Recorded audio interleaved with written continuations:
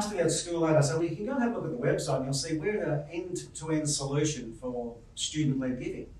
And we have a whole bunch of things that we do. We have the awards program, we have the accreditation program. Some people don't know that we have a crowdfunding platform at SchoolAid that's it's exactly the same actually as GoFundMe, Everyday Hero, Chuffed, and those sorts of things. So if someone wants to run a campaign and they're young, SchoolAid is the place to come and do that.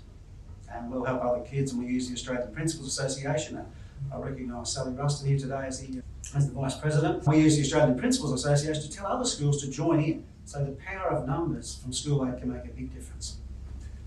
But when I'm pressed to explain why we're different, I sometimes ask this question. I'll ask it of you. What's the similarity between the V8 supercar driver Jamie Whincup, Mother Teresa, and a tree on a straight piece of road? Hand up if you don't know. Hand up if you're not going to put your hand up no matter what I say.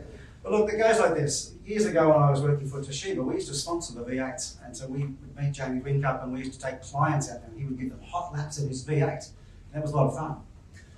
But one day I said to him, I said, Jamie, how is it that you can drive around Mount Panorama in Bathurst in your V8 at 220 kilometres an hour, that's on the curves at the top of the mountain, and your mirror is only this far off the wall, and you don't hit it, like lap after lap. And I said, never mind lap after year.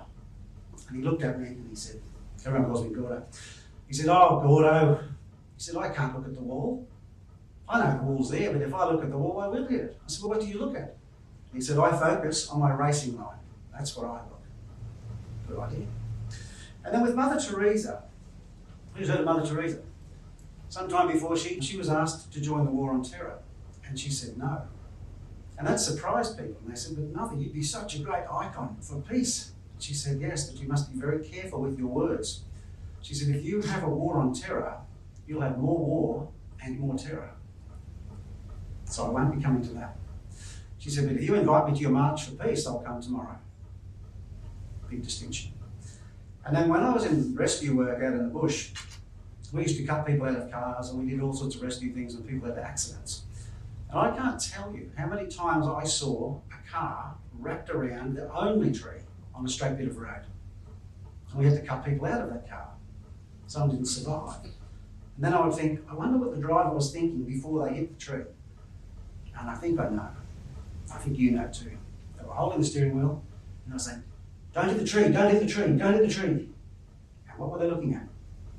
The tree. So in SchoolAid, our tree and our war on terror and our wall is anxiety and depression and worse, it's suicide. But we don't want to talk about that too much because I think the more we talk about it, the more we get of anything. So instead we have our March for Peace, our racing line, our gap next to the tree is hope and optimism and resilience and leadership and philanthropy and kindness. And when you focus on those things, the bad stuff falls away. You don't hit the wall. You don't have more of the bad stuff. And you don't wrap around a tree.